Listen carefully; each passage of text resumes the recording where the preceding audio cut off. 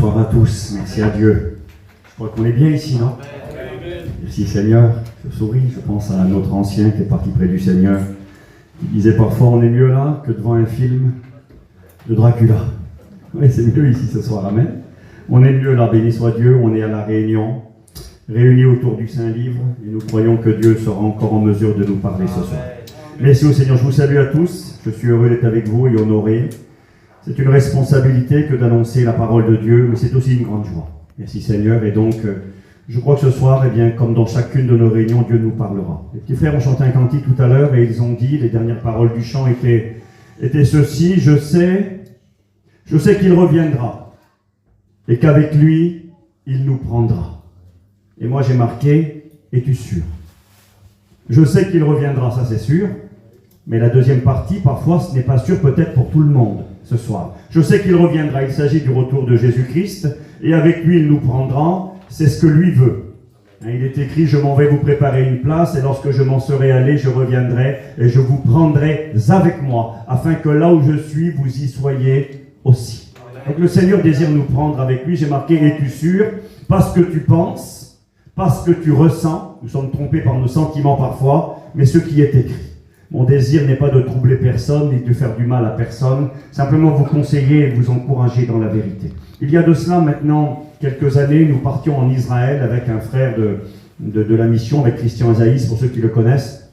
Et puis donc on est arrivé à l'aéroport Charles de Gaulle, ici à Paris, là.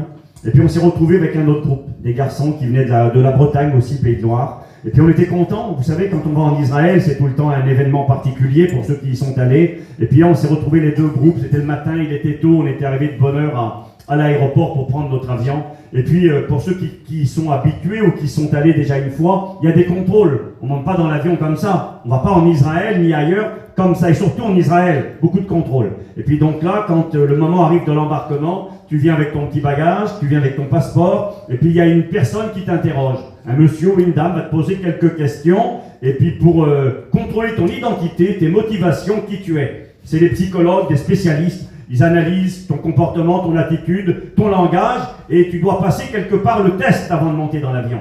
Et là, on t'interroge, bonjour monsieur, voilà d'où vous venez, qui a préparé votre valise?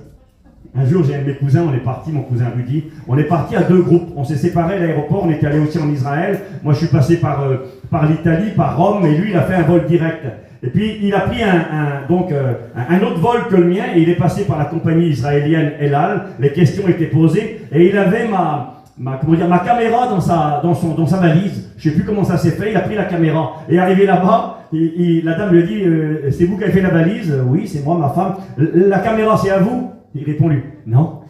C'est à qui? Ben, c'est à mon cousin. Ah bon, mais il est où votre cousin? Eh ben, il a pris un autre avion, il part par Rome pour aller directement. On était 10 hommes pratiquement à partir. Ils ont été dépouillés. Ils se sont fait contrôler, c'est même pas la peine. Les bagages ont été massacrés. C'est vraiment important quand vous partez en Israël. Les contrôles sont très sérieux. Et puis, je reviens à ma petite anecdote. Les contrôles se font, et je me rappelle, un de ces jours, on était ensemble, les deux groupes. On allait partir, c'était l'effervescence, tout le monde était content. Et puis le contrôle commence. Bonjour monsieur, il y avait un garçon à côté, un homme de certain âge. Monsieur, oui, ça va, oui, d'accord, vous avez préparé votre bagage. Les mêmes questions, d'accord. Puis à un moment donné, la dame, elle regarde le passeport, elle te regarde la photo, si c'est bien toi. Puis elle regarde l'homme, elle lui dit, monsieur, il y a un problème. C'est pas bon quand il y a un problème.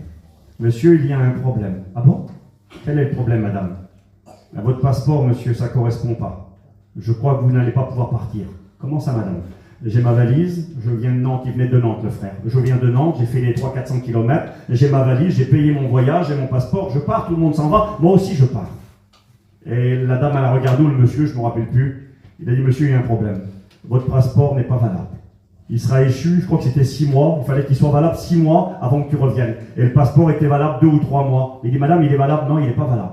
Et puis pour vous couper au court, ce frère qui pensait partir avec tout le monde, qui était content, qui était satisfait, arrivé au contrôle d'aéroport, a été bloqué. Et la dame lui a dit, monsieur, on est désolé, vous ne pouvez pas partir, vous restez ici. Et quand tout le monde est monté dans l'avion, notre brave frère a dû rappeler sa petite famille pour venir le chercher et retourner à la case départ.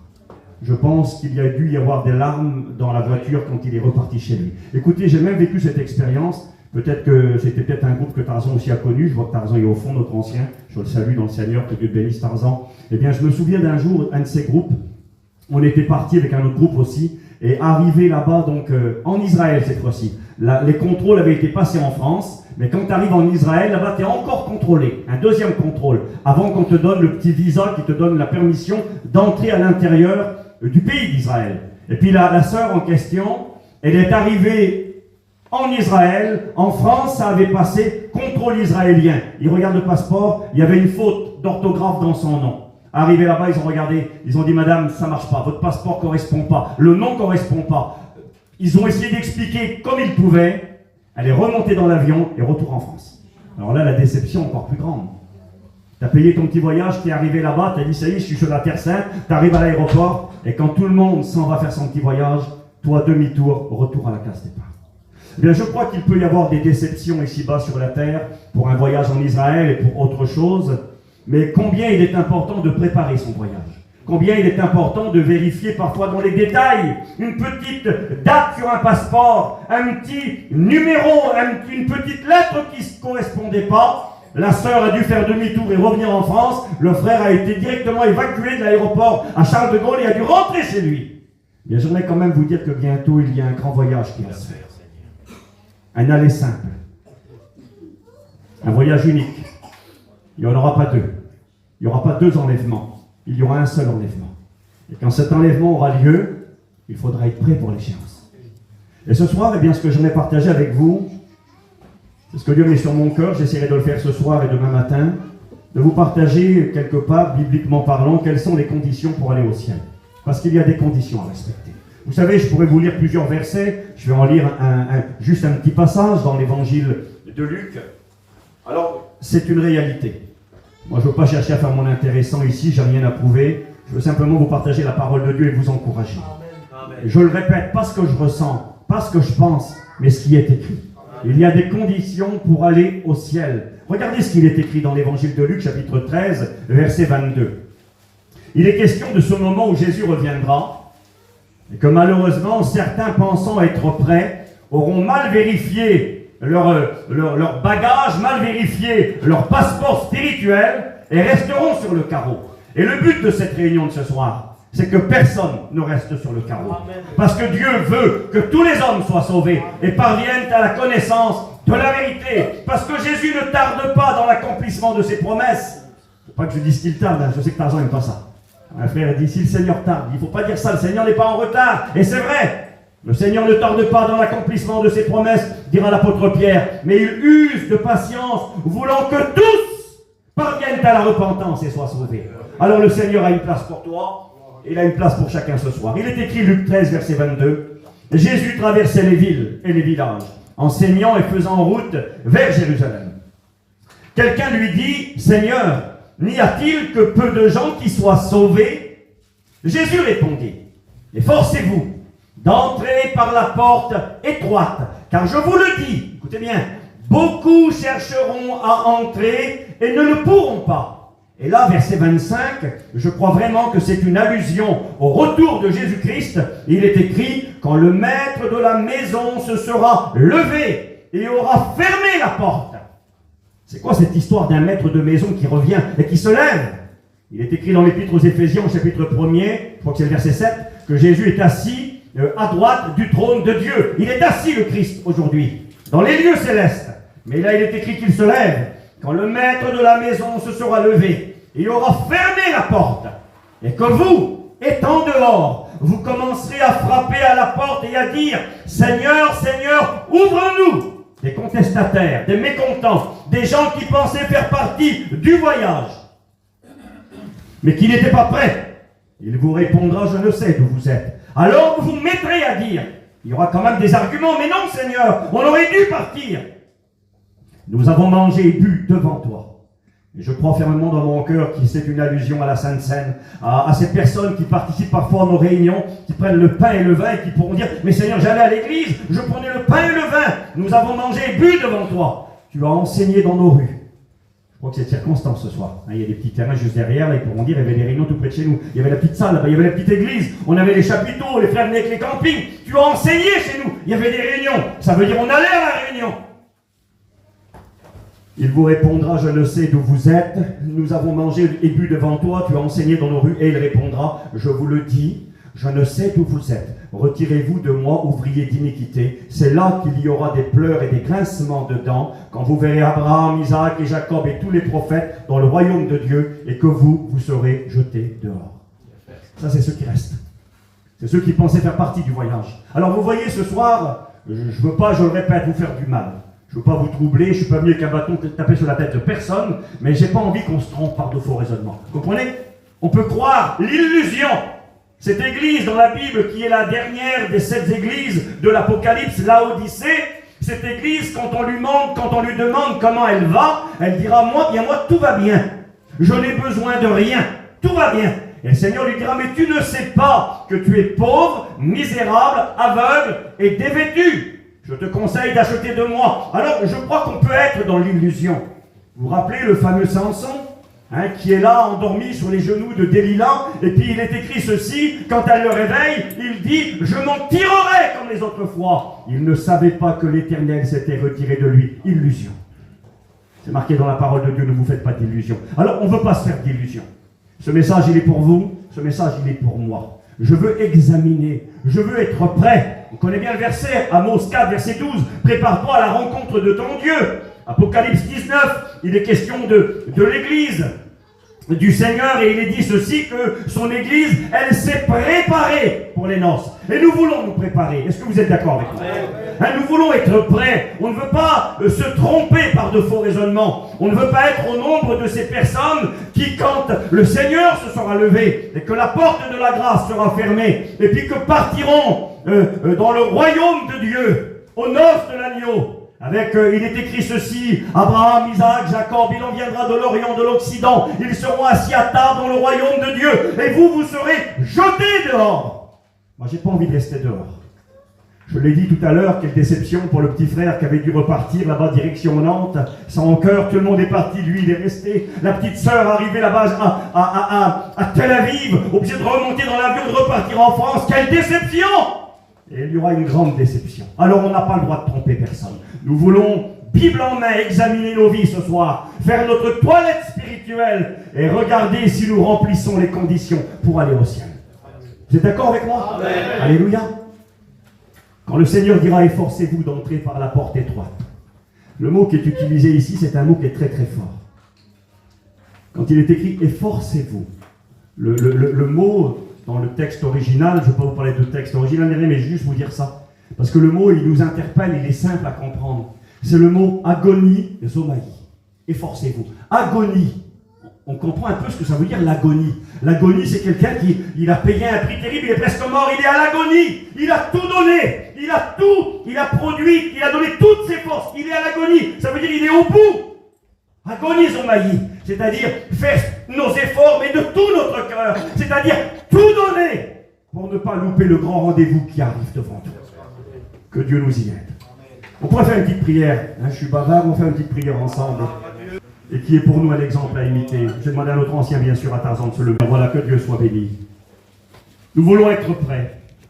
Nous voulons examiner notre passeport spirituel, voir où nous en sommes, et essayer de comprendre qu'est-ce que Dieu demande de nous. Le Seigneur demande certaines choses de nous, certaines conditions à remplir pour être propre et être prêt pour le ciel. Alors j'aimerais vous parler ce soir de ce personnage qui s'appelle Élie. Élie le prophète. Élie qui fait partie dans la parole de Dieu, au moins dans l'Ancien Testament toujours, de ces deux personnages qui ont été enlevés vivants dans le ciel. Je dis dans l'Ancien Testament parce que dans le Nouveau Testament, nous avons des exemples aussi de personnages. Je pense à Jésus, l'exemple suprême, il est monté au ciel.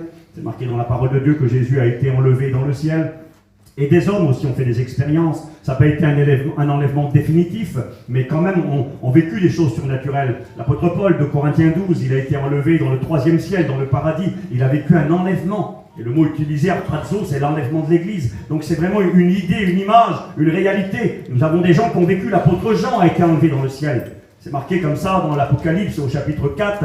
Il vit une porte ouverte dans le ciel, il entendit une voix comme le son d'une grosse trompette qui lui dit « Monte ici !» Et puis Jean va être enlevé dans le ciel et il va avoir une vision, un enlèvement provisoire, temporaire. Mais nous avons dans la Bible, dans l'Ancien Testament, deux personnages. Un qui s'appelle Enoch, j'en parlerai pas, qui était un prophète de l'Éternel, qui a été enlevé vivant au ciel sans connaître la mort. Et nous en avons un deuxième, qui s'appelle Élie.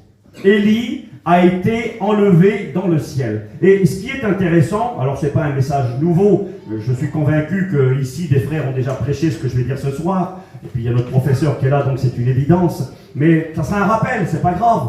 Paul pouvait dire qu'il ne se lassait pas de répéter les mêmes choses. Alors si Paul ne se lassait pas, pourquoi? Il dira, Philippiens 3, parce que cela est pour vous salutaire. Alors même si je répète des choses qui ont déjà été dites, c'est pas grave. Nous ne voulons pas d'un nouvel évangile, nous voulons l'évangile tout simplement. Des choses que l'on connaît, c'est pas grave. On a besoin de se les rappeler, afin de ne pas s'égarer et de ne pas nous tromper par de faux raisonnements. Alors on va lire cette histoire dans le deuxième livre des rois, au chapitre 2, verset 1er. L'enlèvement d'Élie. C'est marqué dans 1 Corinthiens 10, verset 11, que ce qui est écrit dans la Bible a été écrit pour notre instruction et pour nous servir d'exemple.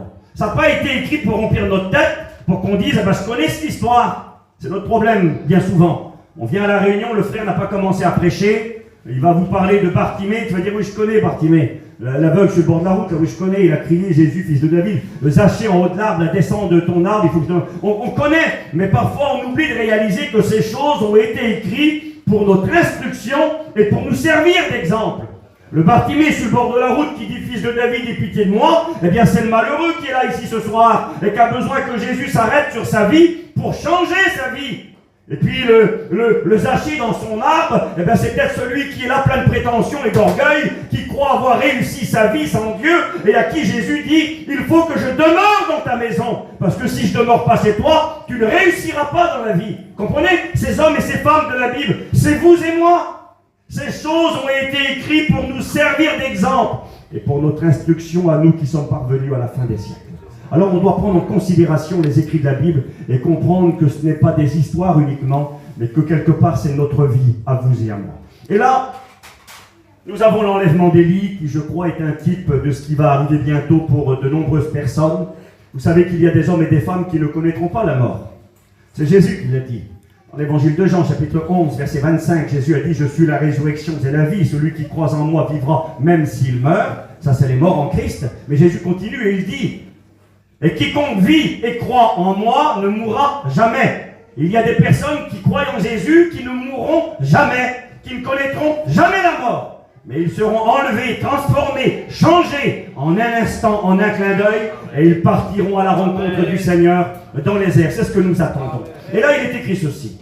« Lorsque l'Éternel fit monter Élie au ciel dans un tourbillon, Élie partait de Gilgal avec Élisée.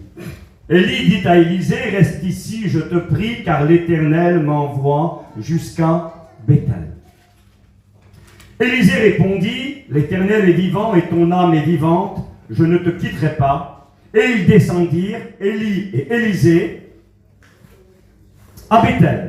Les fils des prophètes qui étaient à Béthel sortirent vers Élisée, écoutez ce qu'il est écrit, et ils lui dirent, « Sais-tu que l'Éternel enlève un enlèvement.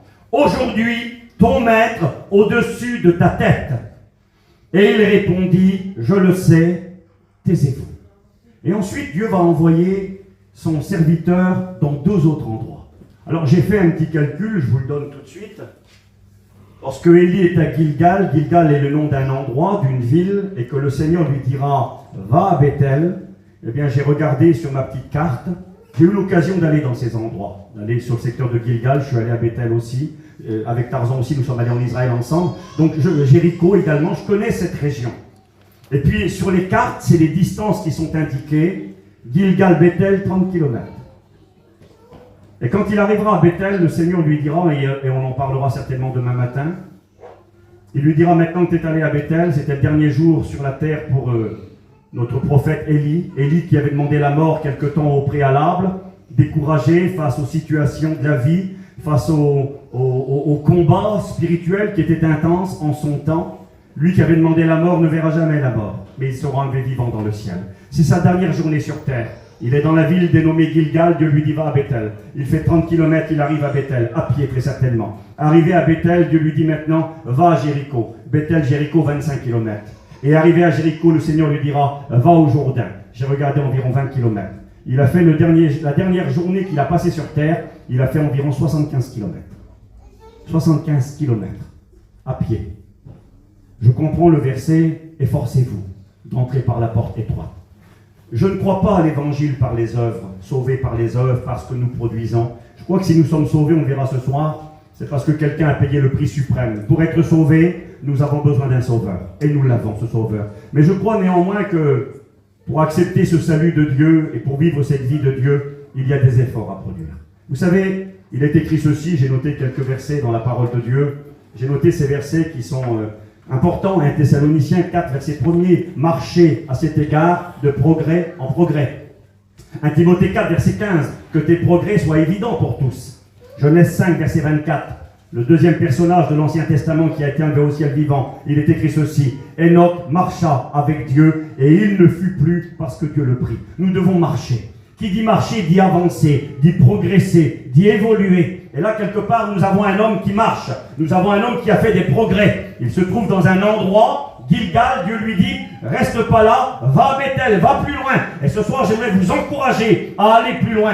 Quitte Gilgal, va à Bethel. Quitte Bethel, va à Jéricho. Quitte Jéricho, va au Jourdain. Et quand il arrive au Jourdain, il va franchir le Jourdain. On en parlera demain matin. D'une manière miraculeuse, une intervention divine. Il ne pouvait pas franchir le Jourdain. Il était trop fort, trop impétueux, trop puissant. Le Jourdain est une rivière. Et là, Dieu va faire un miracle. Dieu va couper le Jourdain en deux, comme la mer Rouge à la sortie d'Égypte. Et puis, Élie va traverser à pied sec le Jourdain. Et il est écrit que pendant qu'il marchait encore, il fut enlevé. Un char les sépara l'un de l'autre et dans un tourbillon, il partit dans le ciel. L'enlèvement d'Élie. Élie part de Gilgal. Vous savez, nous savons que le hasard n'existe pas et que Dieu est celui qui se promène incognito dans des endroits où on ne réalise pas toujours qu'il est là, mais pourtant il est là. Un homme a dit ça, il a dit le hasard c'est l'endroit où Dieu se promène incognito. On ne sait pas qu'il est là, il n'est pas mentionné et pourtant il est là. Dieu est à l'œuvre. Et là, dans ce livre qui est la Bible, eh bien, chaque mot a été pesé. Chaque histoire a été comptée avec précision parce que Dieu avait un enseignement pour vous et moi. Lorsqu'il est à Gilgal, Dieu lui dira quitte Gilgal. Alors, la première pensée, je ne vais pas être malhonnête avec vous. J'ai réfléchi, j'ai regardé et je me suis rendu compte que dans les différents endroits où Élie est allé, il y avait des écoles prophétiques. Il y avait des serviteurs de Dieu. Il est écrit que quand il arrive à Bethel, les fils des prophètes qui étaient à Bethel vinrent vers lui. Quand il arrive à Jéricho, il est marqué les fils des prophètes vinrent vers lui. Ça veut dire qu'il y avait des serviteurs de Dieu partout. Et que quelque part, le jour où il est parti au ciel, sa dernière journée sur la terre, il s'est occupé des choses de Dieu. Il est allé voir les serviteurs de Dieu. Il est allé leur donner des consignes, des conseils. Il était l'ancien. Et quelque part, Dieu veut nous dire déjà dans cette histoire qu'il voudrait nous trouver comme ça quand il va venir. Il voudrait nous trouver afin de nous occuper des choses de Dieu. Quel bonheur, hein? Nous voir accaparés, affairés à l'œuvre du Seigneur. Je ne sais pas, dans la prière, dans une petite tâche, dans l'église, dans un petit travail, mais faire quelque chose pour Dieu. Je te pose la question entre toi et Dieu. Qu'est-ce que tu as fait pour Dieu aujourd'hui? Supposons que c'est juste venu ce soir. Est-ce qu'il aurait pu dire de toi, bien aujourd'hui, mon fils, ma fille s'est occupée de mon œuvre. Elle a prié ce matin. Elle a pris du temps pour moi. Elle a eu du temps pour lire ma Bible. Elle a eu du temps pour parler de Dieu à quelqu'un. Qu'est-ce que tu as fait de ta journée? Qu'est-ce que tu as fait de ta semaine? Qu'est-ce que tu as fait du mois qui s'est écoulé, du mois de novembre? Qu'est-ce que tu as fait de cette année 2023? Peut-être que si tu mets tout bout à bout, il n'y a peut-être pas eu grand-chose pour Dieu. Est-ce que c'est vrai, mes frères? C'est possible que Dieu nous y aide. Un homme qui est accaparé et qui s'inquiète et qui s'occupe des choses de Dieu, que Dieu nous y aide. Mais donc, je vais arriver à ma petite réflexion. Il est à Gilgal. Donc, nous avons vu, 75 km, c'était quand même une distance. Mais c'est intéressant, je me suis rendu compte que ça va en régressant, en diminuant. 30 km, 25, 20 km. De moins en moins, mais quand même des efforts à produire. Et nous allons voir ensemble que Dieu nous demande certaines choses ce soir. Il est à Gilgal. Gilgal, qu'est-ce que c'est? C'est quoi cet endroit? Quelle est cette ville où se trouve le prophète Élie? Eh bien, l'histoire de Gilgal, vous la trouvez dans le livre de Josué. C'est lorsque le peuple d'Israël va quitter le désert, après les 40 années d'errance, et entrer dans la terre promise. La première ville, quand ils vont passer le Jourdain, de manière miraculeuse encore cette fois-ci, et quand ils vont arriver dans le pays de Canaan, la terre promise, le premier endroit où ils vont arrêter, c'est Gilgal. Et on verra que Gilgal, il y a deux notes. Il y a une note positive et une note négative. Il y en a peut-être plus que deux. Certainement que ici, des frères ont déjà des pensées dans leur cœur qui sont respectables. Maintenant, je verrai avec vous deux pensées, une positive et une négative. Quand ils vont arriver dans ce lieu, ils vont l'appeler Gilgal, parce que Gilgal, ça veut dire rouler. Quelque chose que l'on roule. Et on va voir dans un instant qu'est-ce qui a été roulé à Gilgal. Mais Dieu m'a interpellé par rapport à ce mot rouler, quelque chose qui tourne en rond. Le Seigneur, quand il parle de Gilgal, il dit ceci. Il dira dans Osée, chapitre 4 et verset 15, le Seigneur parle et dit « N'allez pas à Gilgal ». Comment ça, il ne faut pas aller à Gilgal? À Gilgal, en réalité, la raison pour laquelle Dieu dira à son peuple à l'époque d'Osée « N'allez pas à Gilgal », qui pourtant fut un endroit célèbre lorsque Israël est rentré dans le pays de Canaan, c'est parce qu'à Gilgal, comme à Bethel, c'était devenu des endroits d'idolâtrie. C'était devenu des endroits où on avait abandonné le vrai Dieu et où on se prosternait devant des dieux étrangers par la suite. Et donc Dieu dira à un moment donné, n'allez pas ou n'allez plus là-bas. Mais Dieu dira concernant Gilgal, n'allez pas à Gilgal. Et dans Osée 9, c'est encore plus fort, verset 15. Écoutez ce que Dieu dit de Gilgal. L'endroit où se trouve Élie, et Dieu va dire, reste pas là. Ou alors c'est une étape, il faut aller plus loin. Mais écoutez bien, Gilgal, il est écrit, Osée 9, verset 15, toute leur méchanceté, l'ensemble, la totalité, la méchanceté au plus haut niveau, toute leur méchanceté se montre à Gilgal. Tu veux voir la méchanceté, tu veux voir le mal qu'est capable de produire le peuple quand il abandonne Dieu, va à Gilgal. Tu verras la méchanceté au plus haut niveau. Toute leur méchanceté se montre à Gilgal. C'est là, dit le Seigneur, là, à Gilgal, c'est là que je les ai pris en aversion. Le mot aversion veut dire détester, veut dire avoir de la haine à l'égard de quelqu'un. L'aversion, du rejet. Dieu dira, toute leur méchanceté se montre à Gilgal, c'est là que je les ai pris en aversion. Une traduction dira, parole de vie, c'est là que j'ai commencé à les détester, à cause de la malice de leurs œuvres. Je ne les aimerai plus, dit le Seigneur. C'est fort, hein? Gilgal, et Dieu dit, reste pas à Gilgal. Je crois que je comprends un peu mieux pourquoi il ne faut pas rester à Gilgal. Gilgal, c'est l'endroit où la méchanceté est manifeste. C'est là où Dieu prend en haine les actions des hommes. Pourquoi il dit à cause de la malice de leurs œuvres? La traduction parole de vie dira à cause de leurs mauvaises actions, je ne les aimerai plus. Et Dieu m'avait donné cette pensée. Ce message-là, quand dans mon cœur Dieu me l'a mis une première fois, c'était il y a quelques années en arrière, j'étais étudiant. Et puis j'avais lu cette histoire et ça m'avait interpellé. Et puis Dieu m'avait donné cette petite réflexion que je vous partage ce soir. Gilgal, l'endroit où on roule, l'endroit où on tourne en rond, l'endroit où est manifestée la méchanceté des hommes, l'endroit que Dieu n'aime pas, l'endroit où Dieu dit « Je les ai pris en haine à cet endroit-là, je ne les aimerai plus ». Écoutez-moi, Gilgal représente le monde dans lequel nous vivons. Ce monde qui est en guerre contre Dieu. Ce monde où la vie ne rime à rien. C'est ce monde où on tourne en rond. Il y a une expression qui est utilisée beaucoup en région parisienne plus qu'ailleurs. Métro, boulot, dodo. À quoi qu'elle rime la vie? Tu te lèves le matin, même si tu ne prends pas le métro, tu vas chiner, tu vas gagner 10 francs, et puis vous les femmes, vous vous levez le matin, vous faites vos affaires, vous préparez les petits pour l'école, vous lavez, et puis tous les jours la même vie, mais pour attendre quoi? Imaginons ce monde si Dieu n'existe pas, si l'évangile n'est pas la vérité, si Jésus n'est pas le Fils de Dieu, et qu'il n'y a pas d'espérance, à quoi elle rime la vie? Manger, boire, dormir, l'apôtre Paul dira, dans 1 Corinthiens chapitre 15, verset 32, si Christ n'est pas ressuscité, mangeons, buvons, car demain nous mourrons. Quand il dit mangeons, buvons, il ne dit pas boire un verre d'eau ou un verre de limonade. Il boit de l'alcool. Ça veut dire à quoi que ça rime la vie s'il n'y a rien, si Christ n'est pas ressuscité, s'il n'y a pas l'espérance de la vie éternelle, s'il n'y a pas la foi en Jésus, la vie rime à rien. Manger, boire, dormir, travailler, acheter un camion, un camping, mon beau-frère en a parlé, acheter un terrain, mais jusqu'à quand? On a eu un camping, on a eu une auto, on a eu un terrain, et puis on a compris que c'était du vent, c'est pas des vraies valeurs. Quand la maladie vient frapper à la porte, quand le deuil vient chez toi, quand les épreuves de la vie sont là, à quoi que ça rime tout ça? Tu peux avoir 100 millions sur le compte en banque, tu peux avoir un camion neuf, un camping neuf, quand la misère vient, bah, tu te rends compte que la vie rime à rien. La vie sans Dieu c'est Gilgal, avec la méchanceté, avec les conflits, avec la haine, avec les différends. combat pour de l'argent, les familles qui ne se parlent plus, les conflits, la haine pour les histoires inutiles, les enfants qui ne parlent plus à leurs parents, les guerres dans les familles, la méchanceté manifestée. Puis Dieu dit, ça ne me plaît pas ce que vous faites. J'ai en aversion. Quand Dieu regarde le monde, il est touché, il est plein de compassion. Mais le monde ne plaît pas à Dieu. Le monde passe et sa convoitise, elle passe. Avec sa méchanceté, son égoïsme, sa dureté. Et Dieu dit, il faut quitter Gilgal. Quelque part, le Seigneur est en train de te rappeler à toi qui es là ce soir, qui n'est pas chrétien. À quoi rime ta vie? Non mais 2 secondes. Tu veux pas de Dieu, tu crois pas en Dieu. Qu'est-ce que tu crois? Qu'est-ce que tu attends? Tu vas te lever demain, tu vas aller chiner, tu vas gagner 1000 €. Tu vas changer ton camion, t'as un camping, mais t'as compris que ça vaut rien, ça. C'est pas les vraies valeurs. La Bible appelle ça les richesses injustes. Et tu sais que c'est vrai. T'attends quoi? T'attends la maladie. T'attends de perdre ton père, ta mère, c'est normal, mais c'est pas toujours comme ça. Hein. Fois tu perds ta femme, fois tu perds ton fils, tu perds ta fille, tu perds tes petits-enfants. C'est la vie sur la terre. La vie sur la terre arrive à rien. On tourne dans un rond qui amène nulle part. Alors il faut quitter Gilgal. Le seul moyen de quitter Gilgal, il s'appelle Jésus-Christ.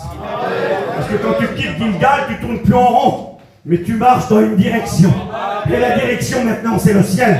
Je sais où je vais. Des problèmes, on en a. On n'est pas en train de vous vendre un évangile facile. On pleure, les chrétiens ils pleurent, les chrétiens ont des malades, les chrétiens passent par le deuil. Mais il y a une espérance que personne ne peut ôter. Nous allons vers le ciel. Nous savons qu'il revient. Christ en nous, l'espérance de la gloire. Nous avons un but, nous avons une destination. Nous l'attendons. Je t'inviterai à quitter Gilgal ce soir. Et Gilgal, s'il représente le monde avec toute sa folie, sa méchanceté et son vide de sens, parce que le monde est insensé. Vous savez ce que ça signifie le mot insensé? Quand on dit que quelqu'un c'est un insensé, c'est une manière de dire que c'est un fou. Mais un insensé, ça veut dire quelqu'un qui n'a pas de sens. Quelqu'un qui ne sait pas où il va. Et vivre sans Dieu, avec tout le respect que j'ai pour mes amis qui sont ici ce soir, eh bien je m'excuse, mais c'est être un insensé. Vivre sans Dieu, où c'est que tu vas? C'est quoi ton but? C'est que tu montes dans l'auto, tu allumes, tu passes premier et tu roules. On va où? Je ne sais pas. Il est venu chercher Jessie à la gare, et on est monté dans l'auto, il a commencé à rouler. Ben, il dit, je ne sais pas où on va. Alors j'ai dit, les manèges, il va nous amener loin. Je ne sais pas où on va. Ben non, je ne sais pas où on va. Ben, j'ai amené à l'hôtel, puis on verra après. Il ne savait pas, il roulait sans savoir où. On ne peut pas rouler sans savoir où on va. Où c'est qu'on va? À gauche, à droite? Mais non, il faut avoir un but, une destination. Nous avons un but, nous les chrétiens. Notre but, c'est le ciel. Il y a une cité qui est partie nous préparer là-haut. C'est Dieu l'architecte. C'est pas un camping, c'est pas un camion, c'est pas un terrain. C'est une cité éternelle. Et dans cette cité-là, il n'y a pas d'hôpital. Dans cette cité, il n'y a pas de cimetière. Dans cette cité, il n'y a pas de prison. Dans cette cité, il n'y a pas de larmes. Il n'y a pas de misère. Il y a un bonheur éternel. Il y a une joie éternelle. Quel bonheur de lui appartenir.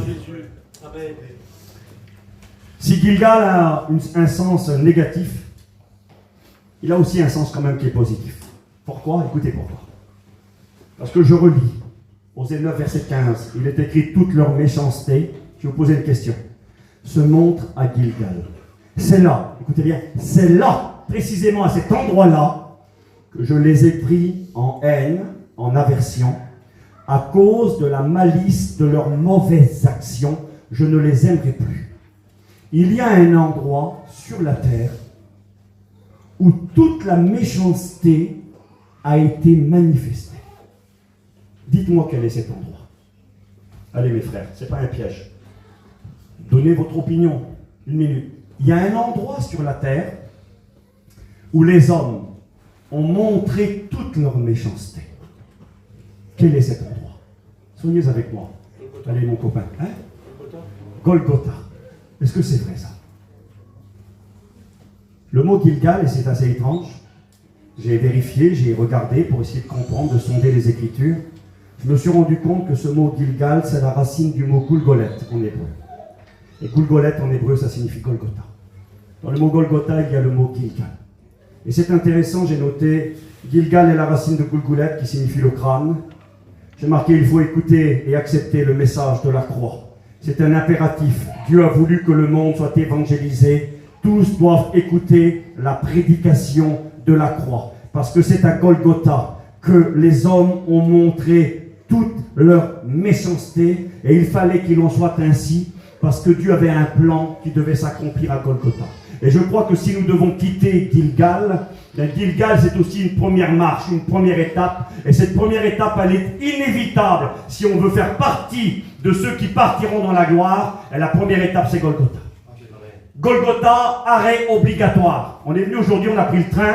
Je suis parti de la Bretagne, de Saint-Brieuc. Il s'est arrêté à Rennes, on a changé. On s'est arrêté à Laval, au Mans. Il y avait des étapes sur le trajet où le train devait arrêter. Eh bien, si nous voulons espérer aller un jour dans la gloire, Golgotha est l'étape inévitable. Il y en a qui voudraient aller au ciel sans Golgotha. Excusez-moi, je ne fais pas la guerre des religions, mais dans l'islam, on ne croit pas au Christ mort, crucifié. On enseigne que Jésus n'est pas mort. Jésus est un prophète, il n'est pas le Fils de Dieu, il n'est pas mort. Ben, si Jésus n'est pas mort, on détruit Golgotha. On détruit la doctrine du salut par le prix payé par Jésus à Golgotha. On détruit Jean 3,16. Car Dieu a tellement aimé le monde qu'il a donné son Fils unique, afin que quiconque croit en lui ne périsse point, mais qu'il ait la vie éternelle. C'est Golgotha. Dieu a donné son Fils à Golgotha. Et à Golgotha, effectivement, la méchanceté des hommes a été manifestée. C'est là qu'ils ont montré toute leur méchanceté. Je réalisais, encore tout à l'heure, je méditais, Golgotha, il y a les menteurs, ceux qui ont accusé le Christ à faux. À Golgotha, il y a les profiteurs qui lui ont tapé dessus. À Golgotha, il y a les insulteurs, les brigands qui venaient d'insulter. À Golgotha, il y a les meurtriers. À Golgotha, il y a les indifférents, les égoïstes. Il y a le cœur de l'homme dans toute sa vilainie, dans toute sa saleté, dans toute sa pourriture.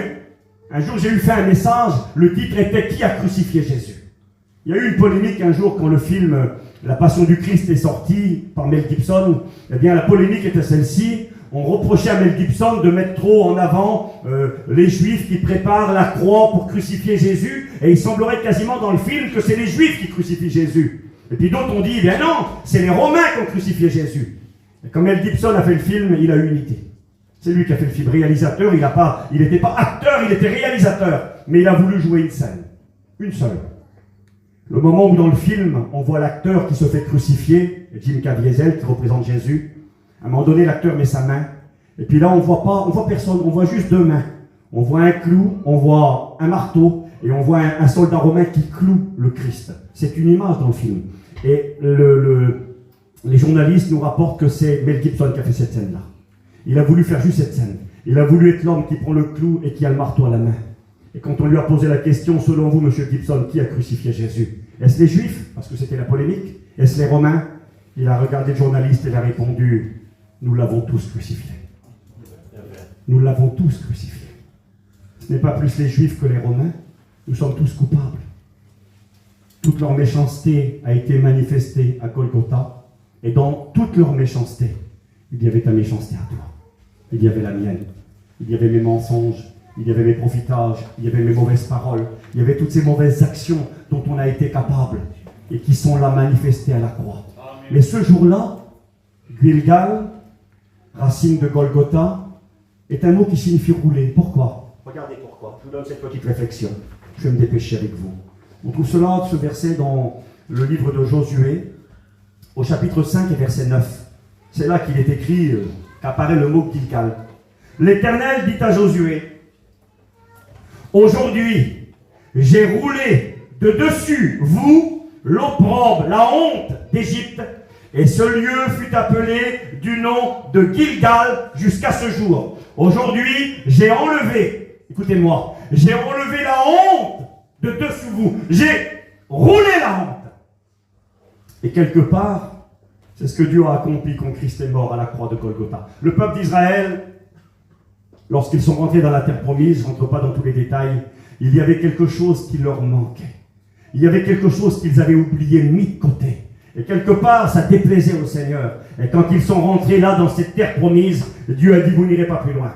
Il y a quelque chose de honteux qui me déplaît parmi vous. Il faut honter, il faut rouler la honte. Et ce jour-là, le peuple d'Israël va se soumettre à la volonté de Dieu, va obéir à ce que Dieu demande de lui. Et c'est là que Josué dira, aujourd'hui, parce que vous avez obéi, parce que vous avez fait ce que Dieu demande de vous, la honte a été roulée dessus mon peuple.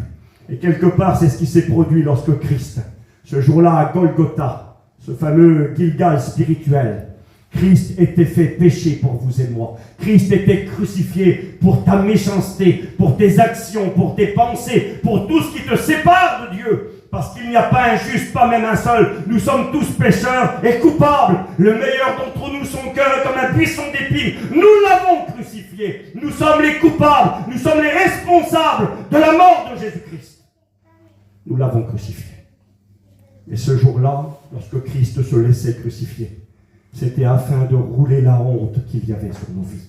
La honte de notre péché. Quand le Seigneur dira à l'église de Laodicée, je te conseille d'acheter de moi des vêtements afin que l'on ne voie pas ta honte. Tu devrais avoir honte de ton péché. Avec le respect que j'ai pour chacun. Qu'on soit chrétien ou pas chrétien, évidemment, mais en particulier pour ceux qui ne sont pas chrétiens. Il y en a qui pensent pouvoir aller au ciel par leurs actions. Il y en a qui disent parfois, tu sais, si les chrétiens vont au ciel, moi j'irai aussi. Parce que je ne suis pas pire qu'eux en réalité. Oh, j'en connais, les chrétiens, ils ne sont pas terribles. Hein. On connaît toujours les mauvais. On oublie qu'il y a des bons. Et vous savez, s'il y a des faux, il y a des vrais. S'il y a des faux billets de 50 €, il y a des vrais billets de 50 €. Eh bien, il y a des vrais chrétiens. Et puis, de toute façon, on est appelé à se comparer à personne. On aura chacun compte à rendre pour nous-mêmes devant Dieu. Mais ce que je peux vous promettre de la part du Seigneur, la Bible déclare qu'il n'y a pas un juste, pas même un seul, et que personne ne sera justifié devant Dieu par ses œuvres. La justice de l'homme, ta justice, tu te crois bien, tu crois mériter le ciel. La Bible déclare que la justice de l'homme, elle est comme un vêtement souillé. Et que personne, le rachat de l'homme n'aura jamais lieu par l'homme. Tu pourras te présenter au ciel avec tes bonnes œuvres, avec ta religion, avec ta croyance, avec tes pratiques. Tu ne pourras pas aller au ciel. Pour aller au ciel, il faut que la honte de notre péché soit ôtée. Il faut qu'elle soit roulée. Et le seul endroit où c'est possible, c'est Golgotha. Amen. Alors, étape numéro 1, j'avance vite, je verrai l'étape 2, Bethel, et puis j'arrêterai. Étape numéro 1, c'est Golgotha. Et c'est la raison pour laquelle Dieu envoie ses serviteurs prêcher l'évangile et prêcher la prédication de la croix.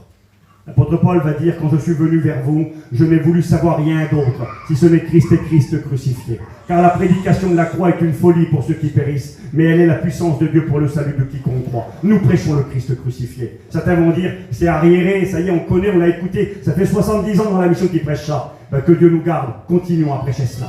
Sans le Christ crucifié, il n'y a pas de ciel. Sans le Christ qui meurt élevé entre ciel et terre pour mon péché, sans le Christ qui paye le prix suprême pour ma méchanceté, il n'y a pas de salut possible. Nous devons écouter le message de la croix, nous devons prêcher le Christ crucifié, nous devons prêcher Golgotha. J'avance. Tu es à Golgotha, type du monde, quitte le monde. Mais Golgotha est aussi d'une manière positive, nous l'avons vu, l'image de Golgotha. Tu dois passer en esprit à Golgotha.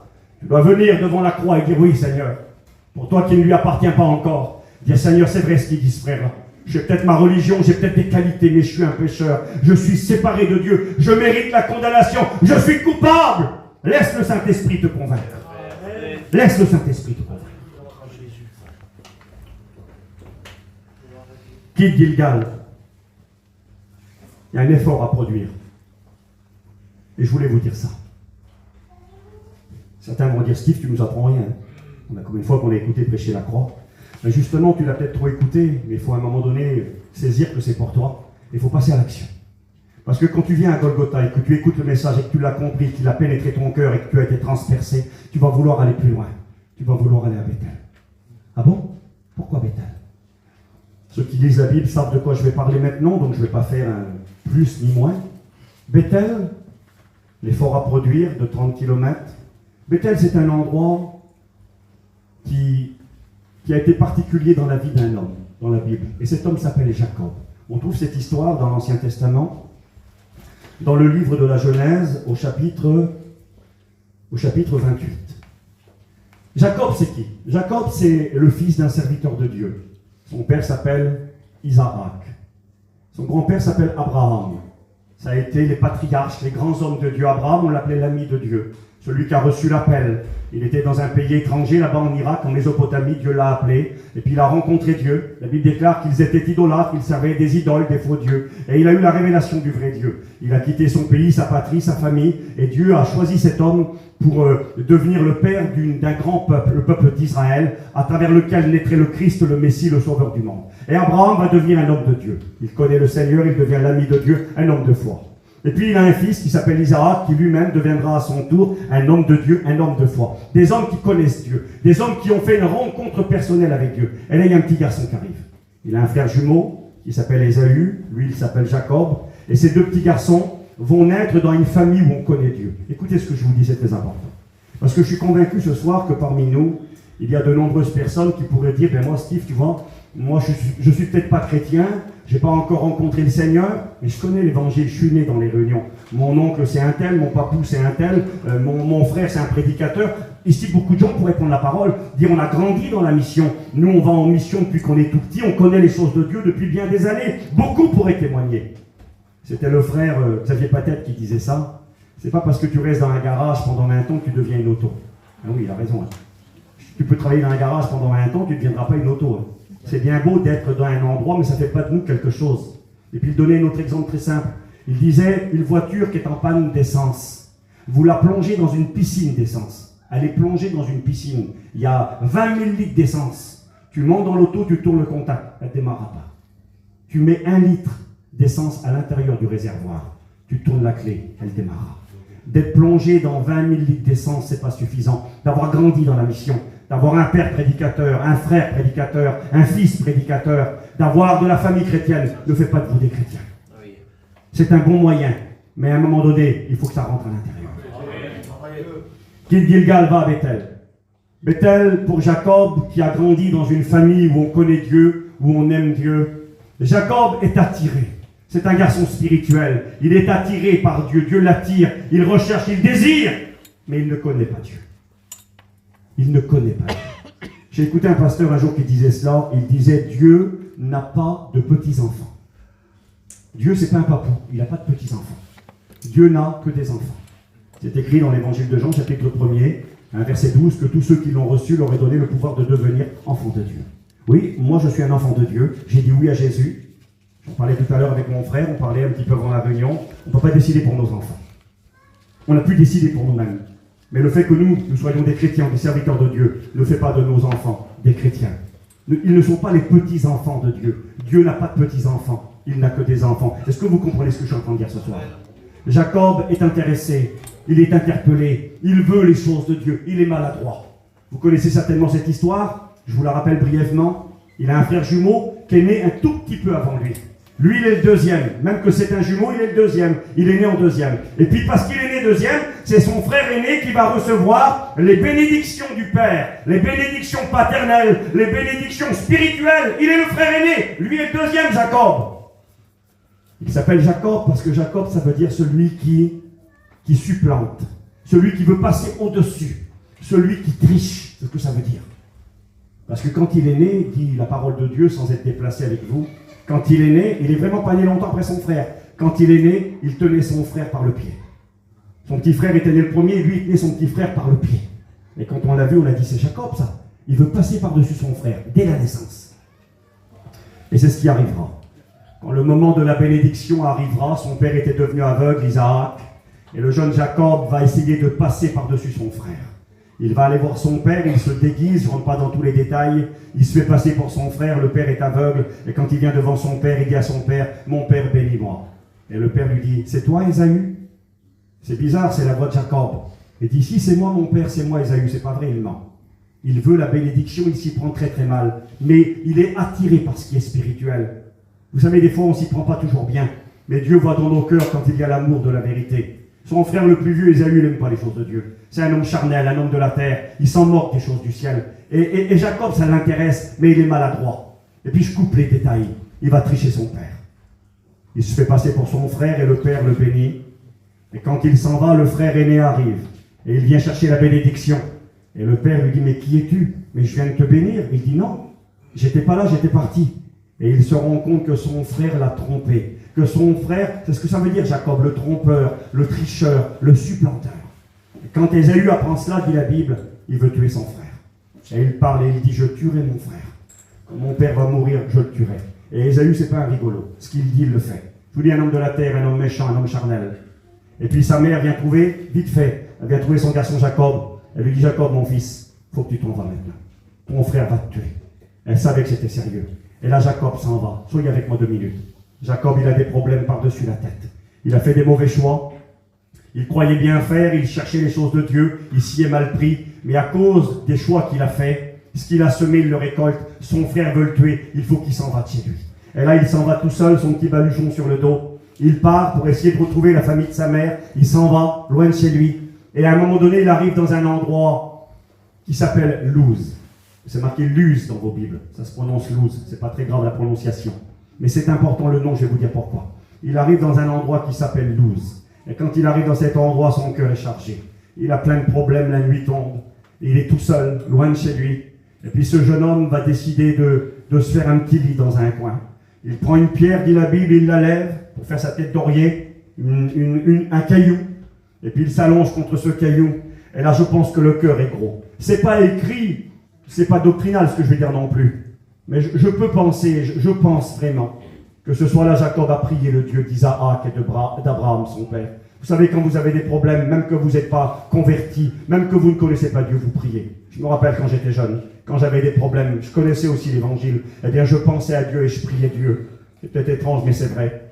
Ce jour-là, eh bien, avant de s'endormir, je ne sais pas s'il a prié, je pense que oui. Et là, il s'endort sur un caillou dans un endroit semi-désertique. Ça s'appelle Luz. Et Luz, ça signifie en français le virage. La courbe, le changement de direction. C'est beau ça, hein?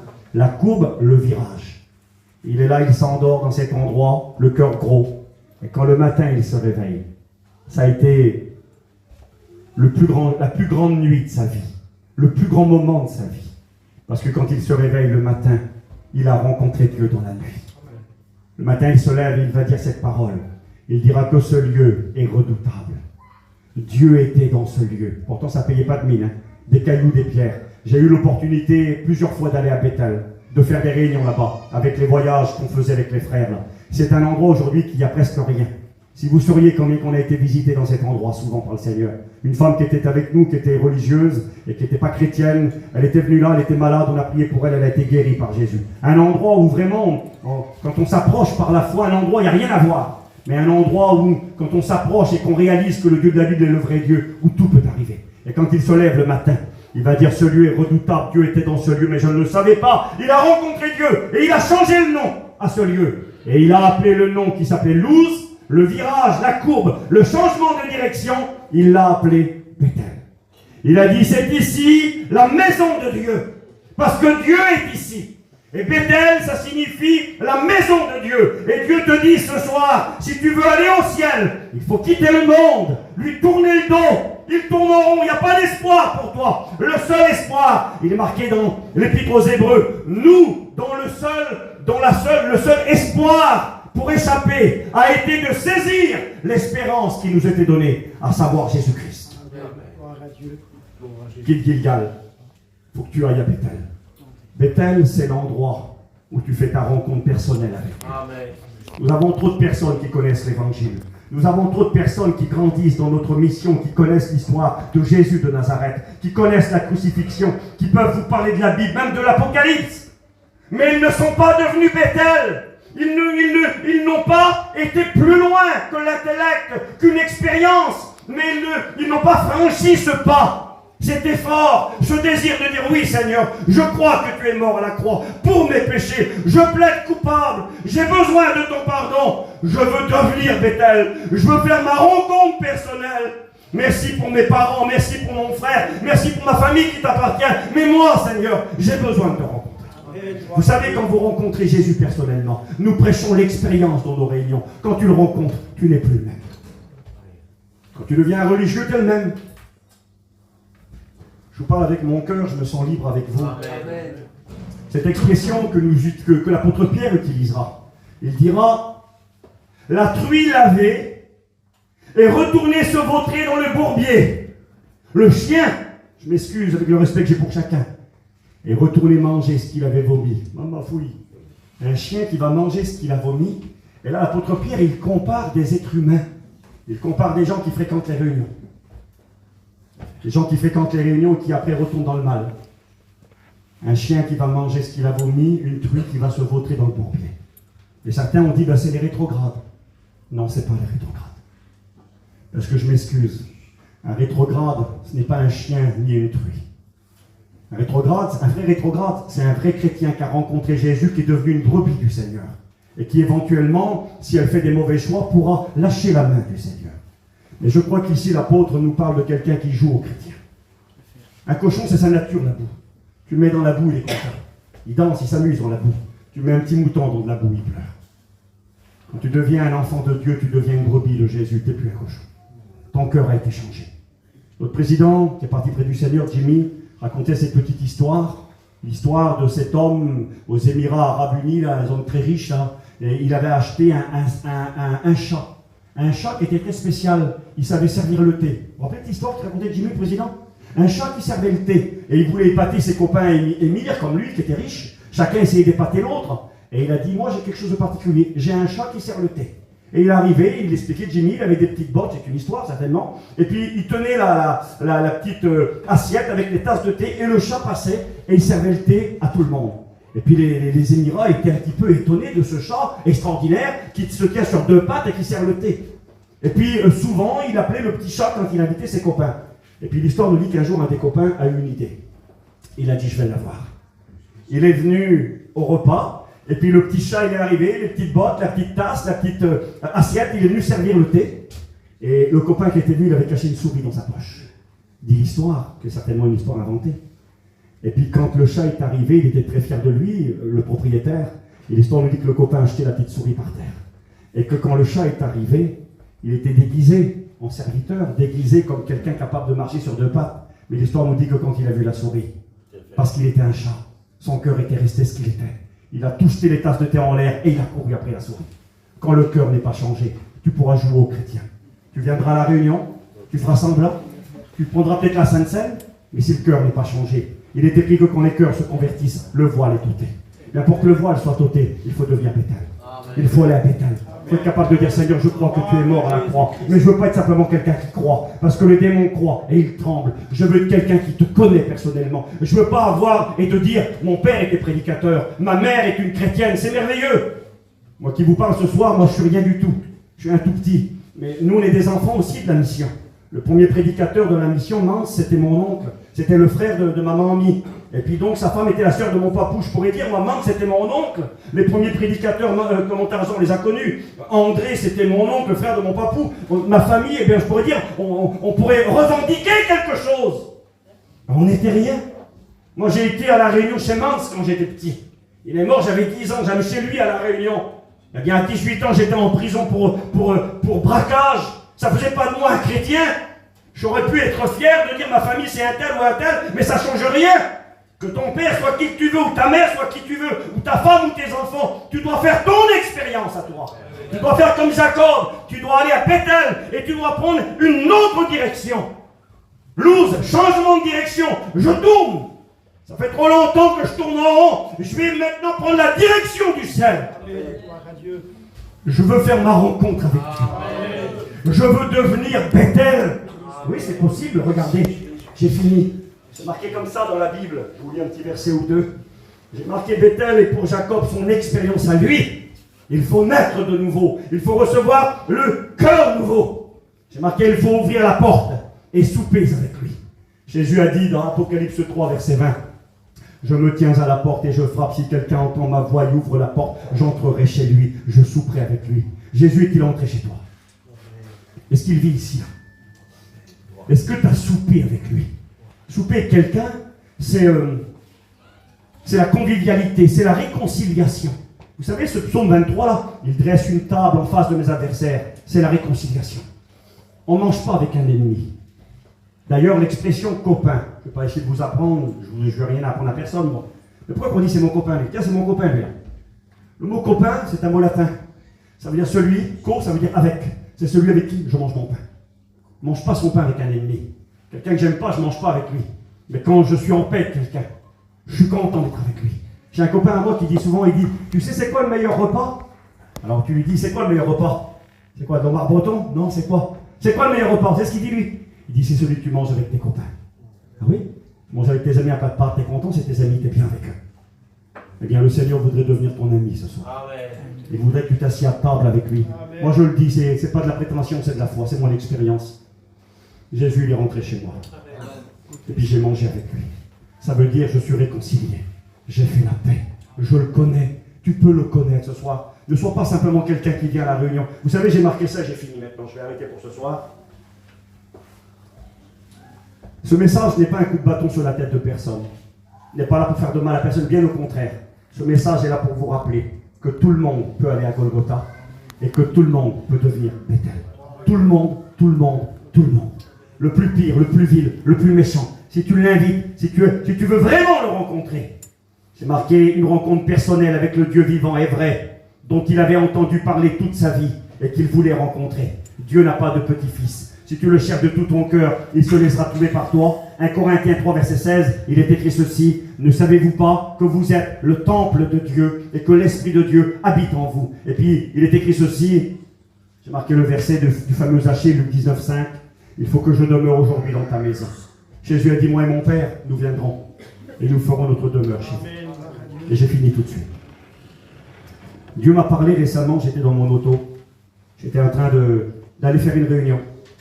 Et puis j'ai écouté un petit cantique qui parlait de Marie, la mère de Jésus, homme. Pas la mère de Dieu, Marie n'est pas la mère de Dieu. Dieu n'a pas de mère, mais elle est la mère de Jésus, homme.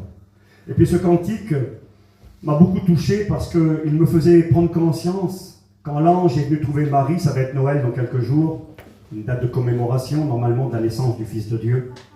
Et bien quand l'ange est venu trouver Marie, il lui a dit, Marie, il lui a proposé quelque chose de terrible. Je te salue, toi à qui une grâce a été faite. Il n'a pas dit je te salue Marie pleine de grâce, non. Je te salue Marie, avec toi à qui une grâce a été faite. Elle dira, je suis la servante du Seigneur, qu'il en soit fait selon ta volonté. Bien Dieu t'a choisi pour que son Fils vienne habiter en toi. Et la petite jeune fille Marie va accepter. C'était incroyable, invraisemblable, de la folie. C'était incroyable. Comment, d'ailleurs elle dira, comment cela va-t-il se faire? Et peut-être que ce soir tu pourrais te dire, mais comment? Dieu peut venir habiter en moi là. Jésus, le Fils de Dieu, peut venir habiter en moi, le Saint-Esprit. Mais comment cela est-il possible? Et puis pour ceux qui ne le savent pas, je vous donne la petite pensée. J'ai fait mon petit message sur Marie. J'ai regardé ce que ça signifiait Marie. Je ne sais pas si vous savez, il y a peut-être des maris parmi nous ce soir.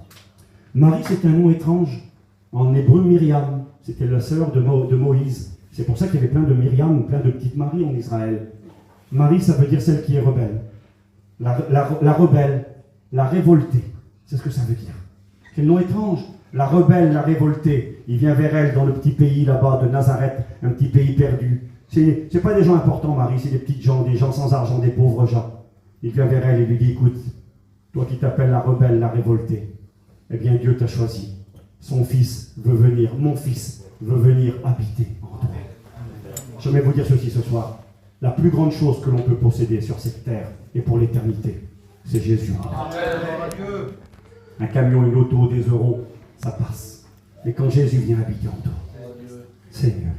Et quand je réalisais ça dans mon auto, le Seigneur me disait, Steve, ce que j'ai proposé à Marie il y a 2000 ans, je te l'ai proposé à toi aussi parce que je suis venu un jour vivre dans ta vie. Et je pleurais comme un enfant dans mon auto parce que je réalisais que j'avais en moi le plus grand. Amen. J'avais ce qu'il y a de plus grand, de plus beau, de plus merveilleux.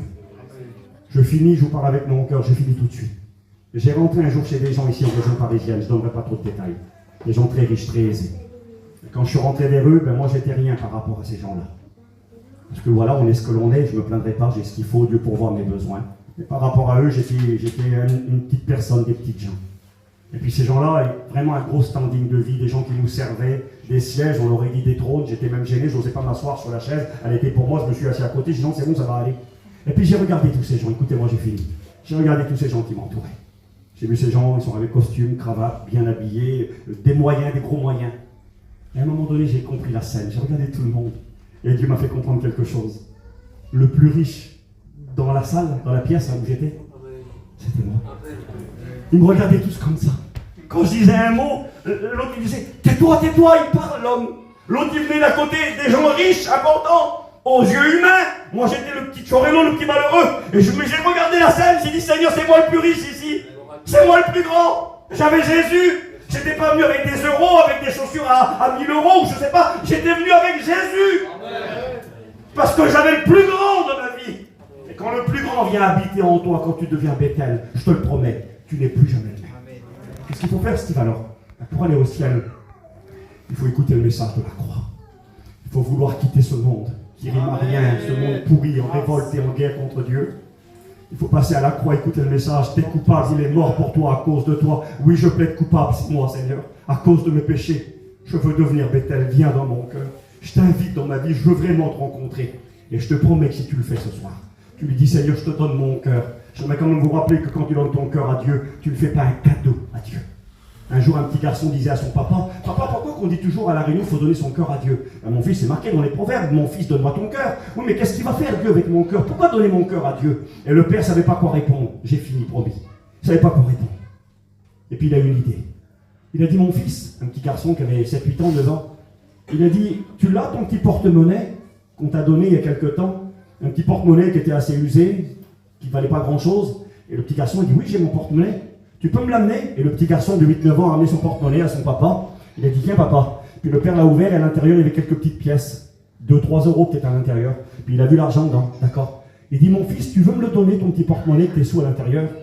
Et le petit a dit, bah, mon père, je te fais confiance, oui, c'est mon père. Bah, tiens, je te le donne.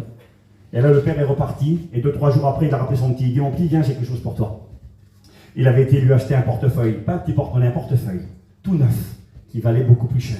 Et à l'intérieur, il avait enlevé les 2-3 petites pièces qu'il avait dans son petit porte-monnaie et il lui avait mis un gros billet à l'intérieur.